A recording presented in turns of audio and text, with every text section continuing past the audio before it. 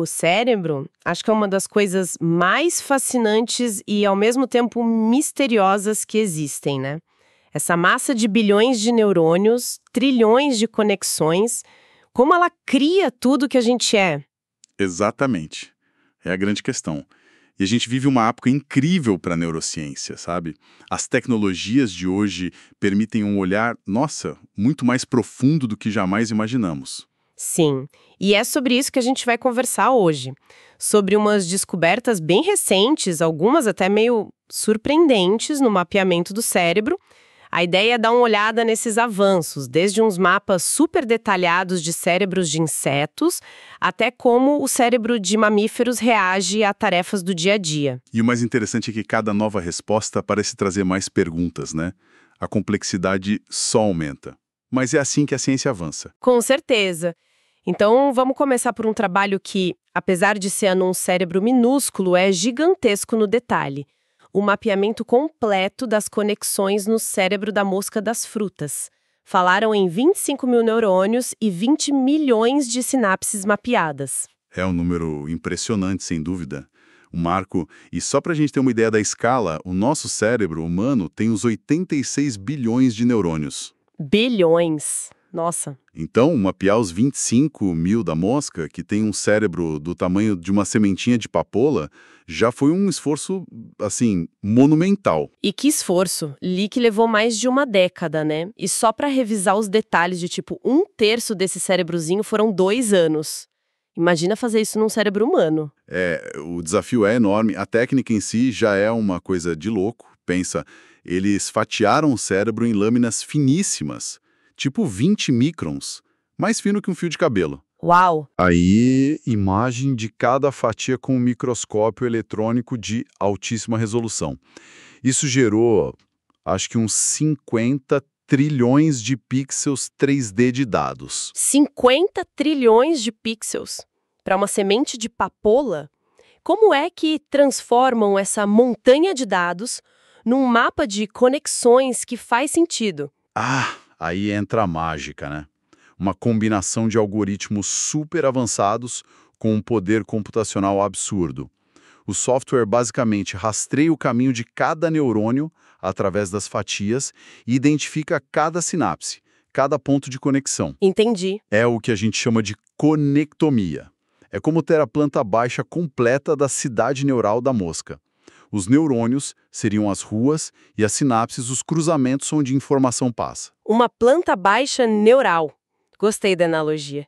Mas assim, para que serve mapear uma mosca com tanto detalhe? Qual a utilidade prática disso tudo? Essa é a pergunta de milhões, né?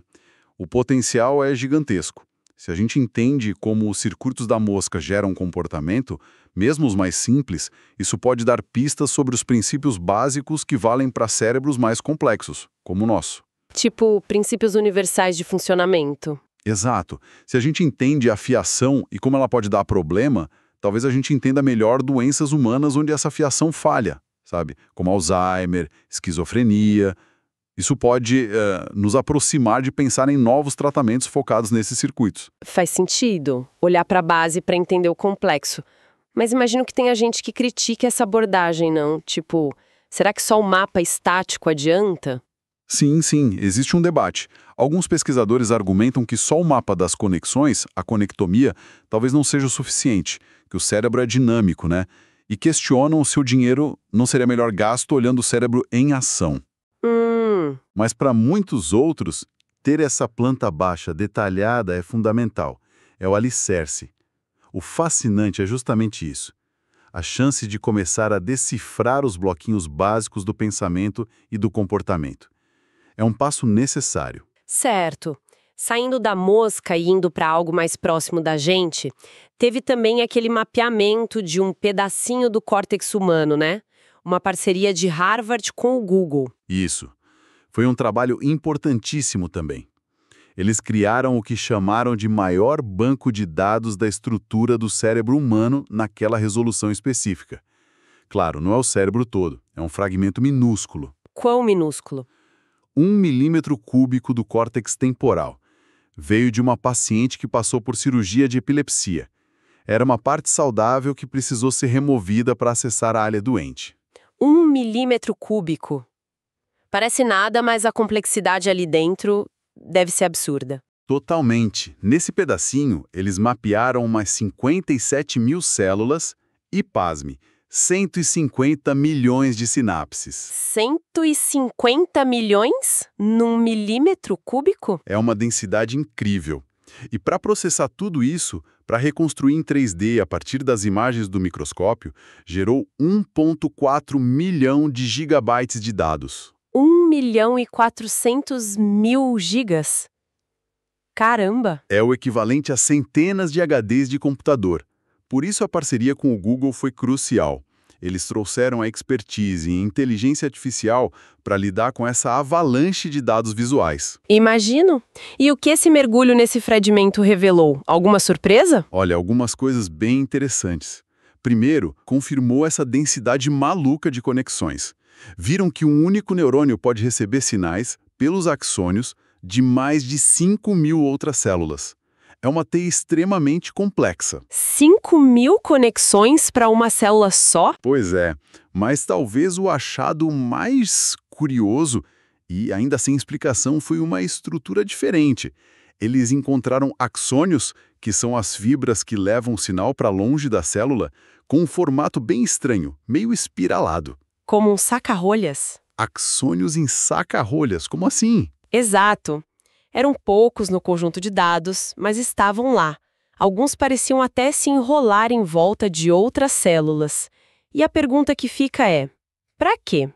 Qual a função disso? Ninguém sabe ainda. Que doido, mistério na própria arquitetura do cérebro. É mais um lembrete do quanto a gente ainda não sabe, né? Mesmo da estrutura física. Totalmente. Agora, saindo um pouco desse mapa estático das conexões e indo para a dinâmica, para o cérebro funcionando, teve aquele estudo com camundongos que deu o que falar, né? Esse eu achei especialmente interessante. Assim, esse foi outro trabalho gigante, mas focado na atividade do cérebro. Usaram uma tecnologia chamada neuropixels. São tipo uns eletrodos super fininhos e densos que conseguem ouvir a atividade elétrica de milhares de neurônios ao mesmo tempo. Ouvir os neurônios. Que incrível! E eles conseguiram registrar a atividade de mais de 500 mil de neurônios simultaneamente, em 279 áreas diferentes do cérebro dos camundongos.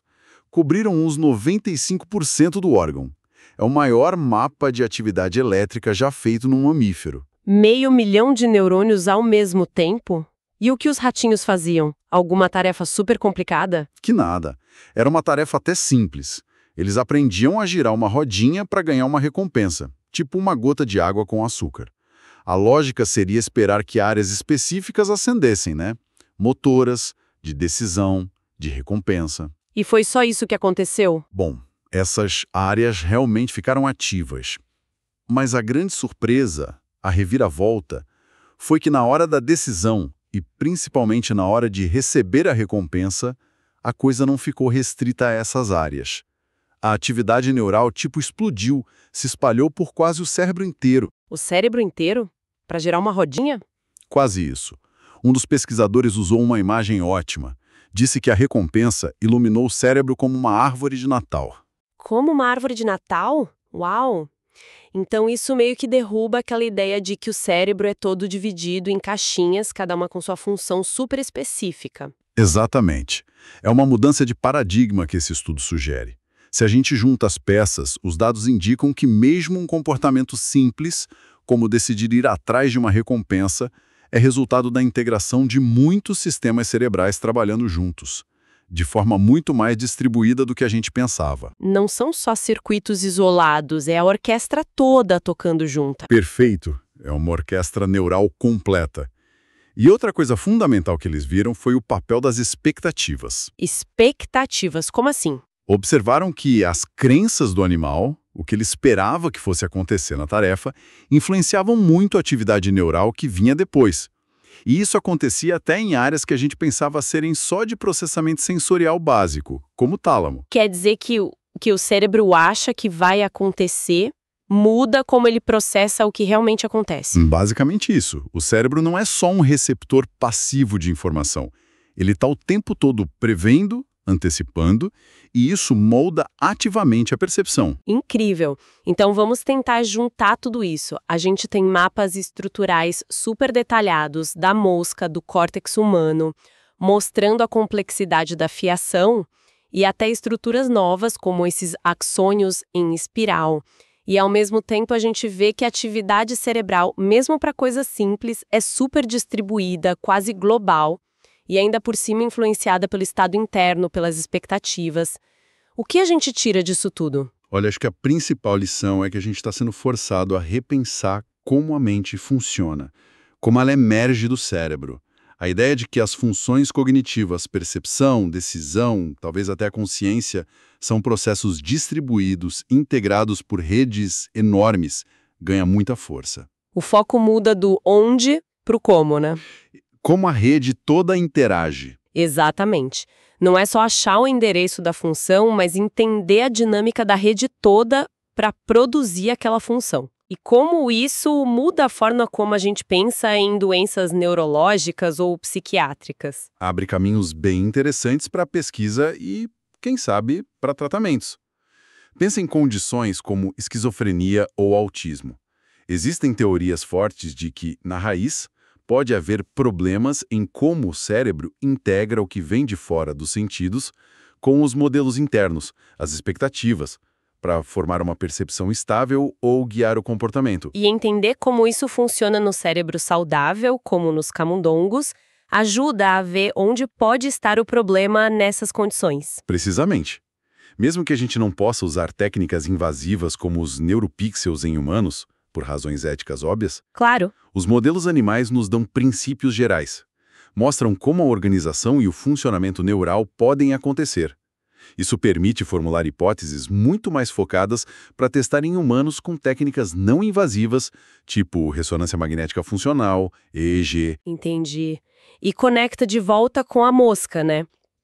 Entender a estrutura, a fiação e como ela se relaciona com a atividade. Sim, a interação entre estrutura e dinâmica é crucial.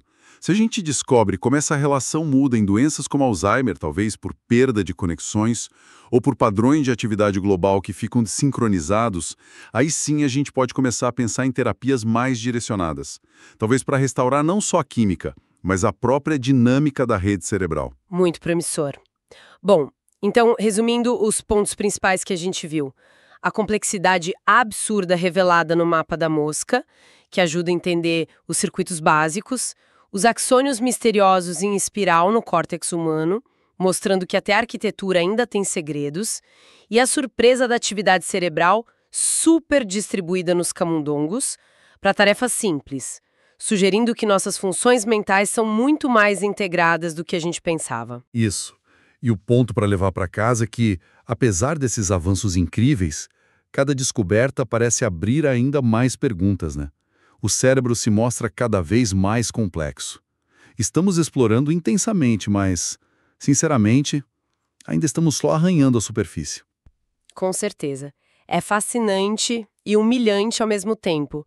E fico pensando aqui, para deixar uma reflexão final, se uma decisão simples para o camundongo, tipo girar uma rodinha por água com açúcar, acende quase o cérebro inteiro como uma árvore de Natal, o que isso diz sobre a energia, a complexidade neural por trás dos nossos próprios pensamentos, emoções, da nossa consciência, a cada momento? Quanta coisa está acontecendo aí dentro agora mesmo enquanto a gente processa essa conversa? É uma ótima pergunta. Dá o que pensar, né? Mostra a máquina incrível que a gente carrega na cabeça.